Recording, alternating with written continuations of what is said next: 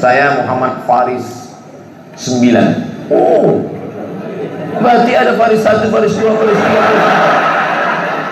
Muhammad Faris 9. Saya minta doakan menikah secepatnya Pak Ustaz. Calon sudah ada, mahar pun sudah ada, tinggal persetujuan orang tua.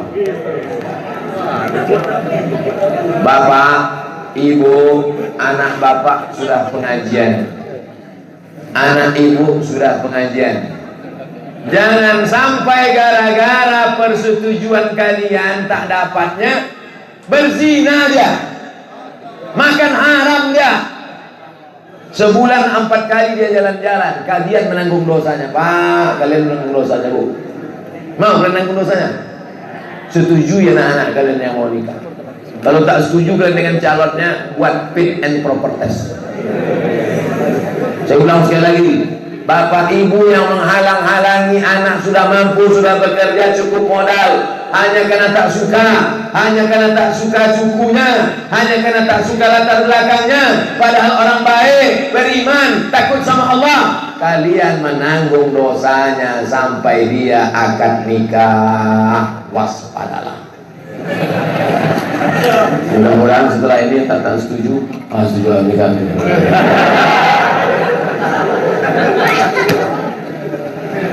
Ini ketawa ya anak pula.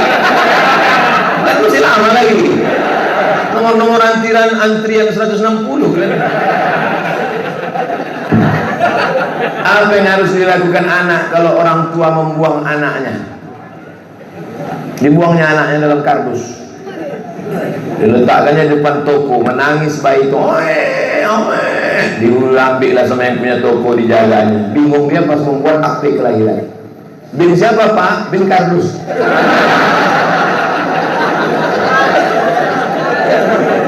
Dibuangnya anak itu, pas anak itu sudah sukses, barulah dia datang. Akulah omakmu, ayahmu yang dulu membuang engkau dalam kardus 28 tahun yang lalu. Pernahkah anak itu minta masuk ke dalam rahimmu? Tidak. Siapa yang meniupkannya ke dalam perutmu? Allah kirim malaikat. Hai malaikat, bawa ruh ini masuk ke dalam perut. Makanya berapa banyak orang ingin punya anak, sampai operasi, sampai bayi tabung ke Singapura. Bayi tabung paling murah 100 juta. Itu tabung-tabung 9 kilo saya kenal.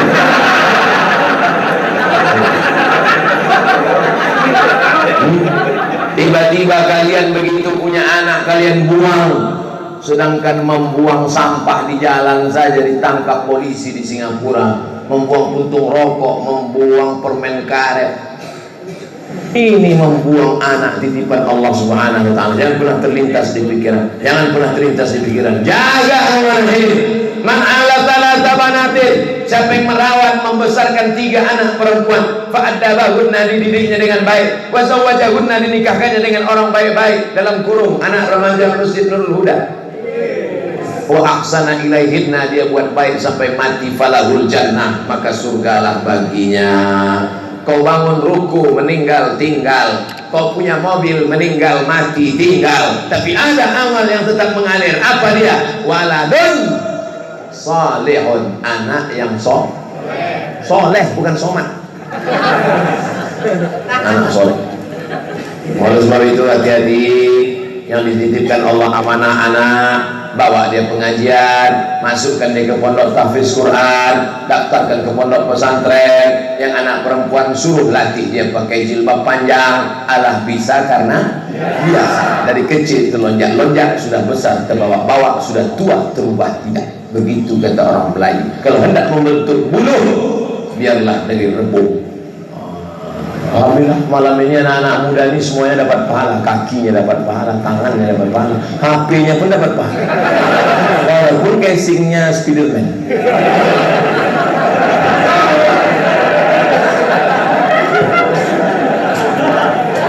Mantap anak mudanya. Saya pun semangat, ini kan anak muda nih. Semangat berapi-api malam ini kan anak muda. Kalau diturunkan hati sedang risau ya.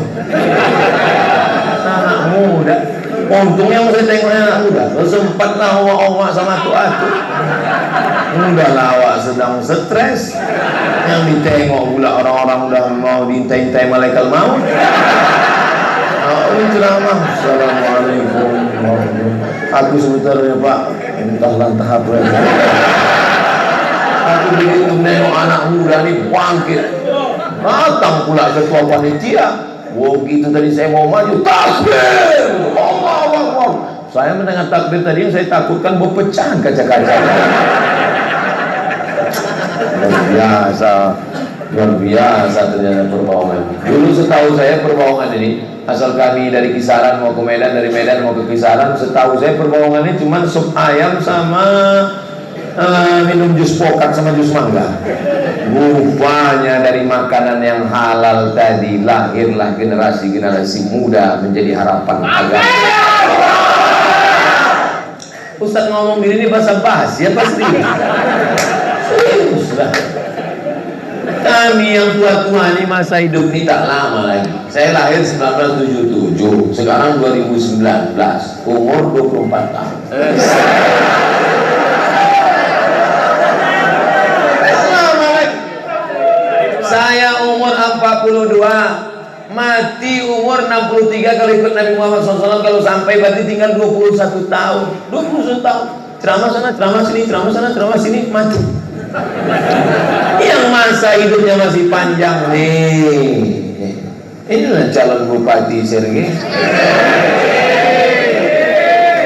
calon kepala dinas, kepala badan, kepala kantor, jadi Kapolri, jadi Kapolda, jadi Kapolsek, menjadi supir angkot. Memang supir angkot, tapi semua angkot di Sumatera Utara ini punya dia. Pas bilang punya semua, baru bilang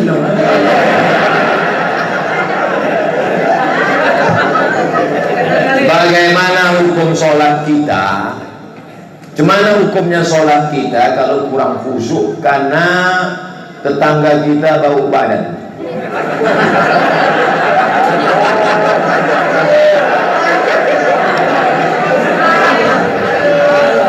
Man akala basalan, siapa yang makan basol bawang merah au thauman bawang putih, fala yaqrabanna musallana, jangan dekat-dekat tempat sholat kami. Falyatazil masajidana, jangan masuk ke masjid kami. Habis makan bawang merah, bawang putih, belum gosok gigi masuk ke masjid. Ayatnya kurang lebih Innal malaikata tata'adza, malaikat tersakiti dengan bau mulut. Makanya Nabi mengatakan laula an asyqa ala ummati, kalau tidak memberatkan bagi umatku la amartuhum bisiwak, aku suruh mereka bersiwak, bergosok gigi. Makanya kadang imam-imam khususnya banyak dari kalangan jamaah tabligh mengantongi siwak sekian. Luruskan sah. Sunnah. Yang ketawakan sunnah, berkah mulut nanti. Bersiwak sebelum sholat. Orang Islam gosok gigi sehari 5 kali, sebelum subuh, sebelum zuhur, sebelum asar, sebelum maghrib, sebelum isya. Tak usah ajari orang Islam tentang kebersihan, sama mengajar itik berenang. Oleh sebab itu maka ini masalah bau mulut, bau. Adapun bau badan, cuma menghilangkannya makan garam Inggris, broklat. Tapi kalau udah makan itu pagi, sehari itu jangan pergi karena mencret.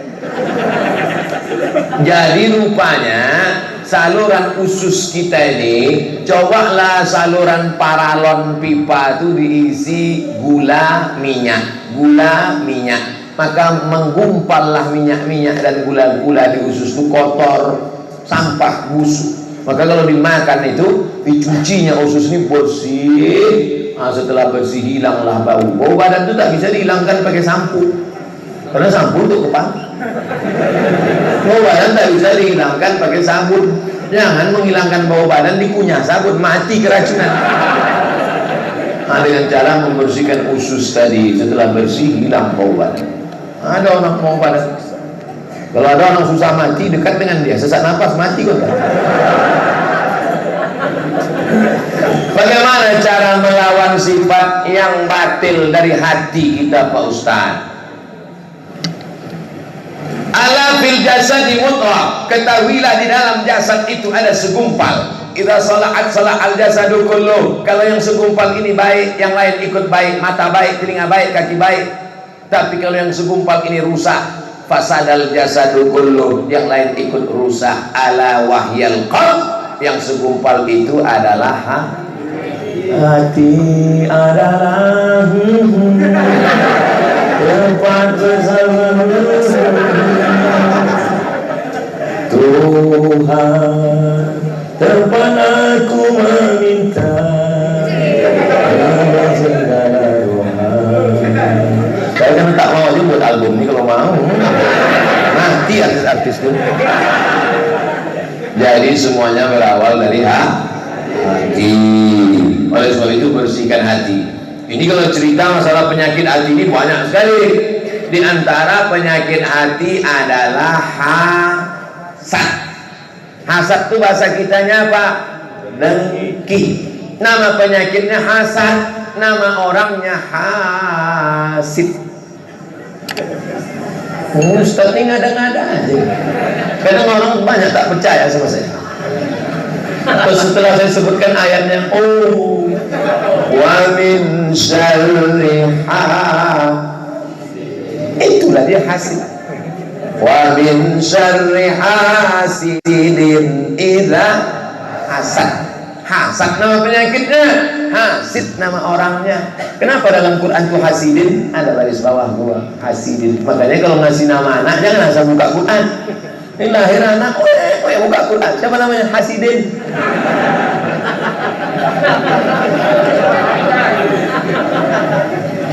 Penyakit yang pertama kali di langit, yang pertama kali di bumi adalah penyakit hasad. Siapa yang pertama kali terkena penyakit di langit? Iblis. Apa penyakit iblis?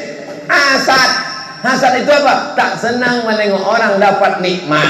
Apa penyakit hasad iblis? Tak senang nengok Adam dapat nikmat.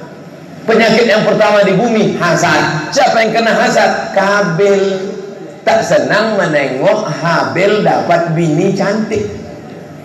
Makanya kalau ada di antara bapak, siapa itu? Bini kawanku, macam hantu tengok. Marah menengok bini orang, itu keturunan Kabil. Tak senang nengok orang lain dapat nikmat.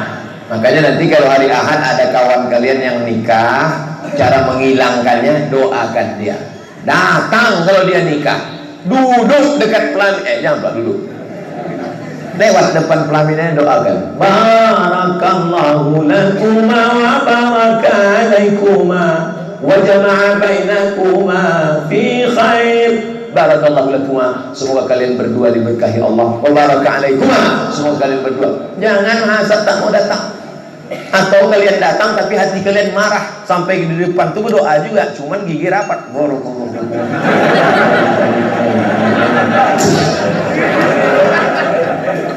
Ibu juga jangan hasad, Bu. Ya, itu yang nikah di hotel itu siapa? Kawan anak saya. Yang kemarin satu kelas sama anak ibu. Iya. Kok anak dia nikah duluan? Iyalah, dia pakai pelet. Dia pakai dukun. Doakan mudah-mudahan dia dapat anak keturunan yang soleh dan solehah. Amin. Jodoh kalian insya Allah akan dikirimkan Allah. Kenapa belum nikah juga? On the way. Begitu caranya. Ini tak lama lagi kan bulan Muharram, bulan Safar, Rabiul Awal, Rabiul Akhir, Jumadil Awal, Jumadil Akhir, Rajab, Sya'ban, Ramadan. Di bulan Ramadan yang belum nikah ini mudah-mudahan nanti Ramadan dibangunkan oleh istrinya sahur. Jangan sampai kalian dibangunkan jam wed kan? Apalagi dibangunkan mercun. Assalamualaikum Ustaz. Waalaikumsalam warahmatullahi wabarakatuh. Saya mau bertanya, cara yang baik menghindari dari teman yang ingin menghancurkan kita, atau dia tak ingin saya menjadi orang yang baik. Tinggalkan dia. Hijrah. Kau cari kawan remaja masjid Nurul Huda yang baik-baik, yang soleh-soleh. Karena kalau kau tetap sama dia, Walaupun kau tak pakai sabu-sabu, paling tidak kau ikut duduk sama dia. Kalau datang razia BNN ketangkap juga. Walaupun kau tak ikut pacaran, paling tidak kau ikut bersubhat, berkolusi dengan dia. Oleh sebab itu maka lawan, hijrah, pindah. Kalau saya tak berkawan dengan orang yang jahat, siapa yang nanti menasihati mereka? Saya khawatirnya kalian mancing ikan, mestinya kalian balik bawa ikan. Tapi kalau kalian tak kuat, kalian dilarikan ikan. Yang dipancing ikan paus, yang mancing beratnya 20 kilo, habis kalian dimakan ikan. Paham yang saya cakapkan ini? Buatlah komunitas pemuda hijrah. Jangan takut. Ini banyak yang takut nih. Nanti kalau udah hijrah nggak bisa pakai motor lagi. Nanti kalau kami sudah hijrah nggak bisa main futsal lagi. Tetap main futsal tapi pakai celana panjang. Ya, tetap main futsal tapi jam 6 stop. Ini main futsal sampai jam 9 malam. Maghrib hilang, isya hilang, balik tidur. Capek mati.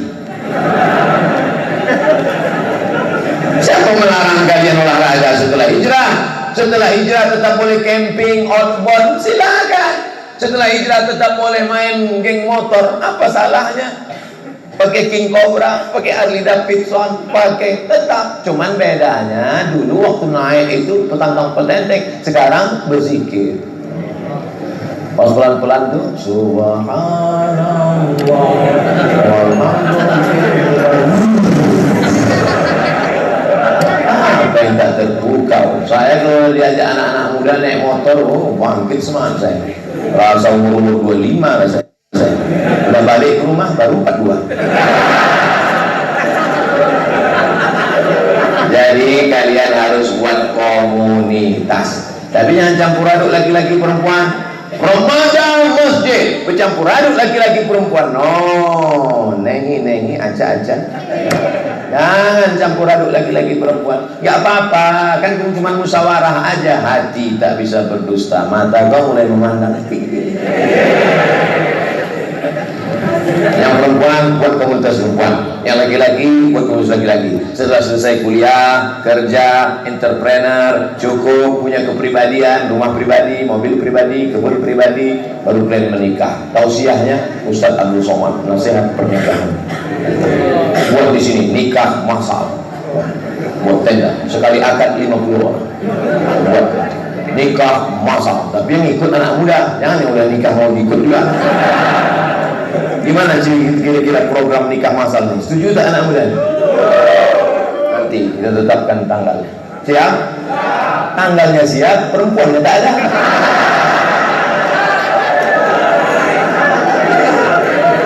Siapa yang menolak pinangan anak-anak muda yang soleh-soleh ini? Saya kasih tahu sama ibu-ibu yang punya anak gadis di belakang, kalau sampai kalian tolak anak remaja Masjid Nurul Huda ini, menyesal kalian dunia akhirat. Kalian kalau ada yang udah ditolak 2-3 kali, kasih tahu, saya pinangkan malamnya juga. Kalau tak mau saya minangkan, Ustadz Iqbal minangkan, ketua panitia minangkan. Tapi kalau bisa jangan saya, karena kalau saya yang minangkan nanti takutnya saya yang diterimanya.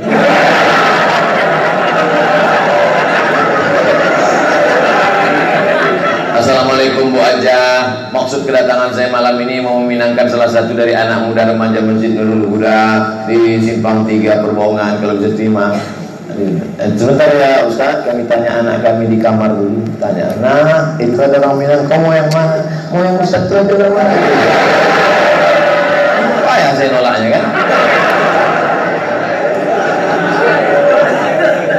Kira-kira dari 3 ayat yang kita bahas dengan pertanyaan-pertanyaan ini bisa diambil kesimpulan.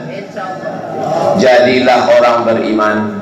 Setelah beriman takut pada Allah. Istiqamah, jangan sampai mati kecuali dalam keadaan muslim, la ilaha illallah Muhammadur Rasulullah. Setelah itu tetap bersaudara dalam tuntunan Quran dan Sunnah dibimbing oleh ulama. Jangan caci maki, sumpah serapah, berkelahi hingga rusak persatuan. Ingat nikmat Allah terbesar, selamat dari api neraka, karena hati sudah ditundukkan menjadi bersaudara.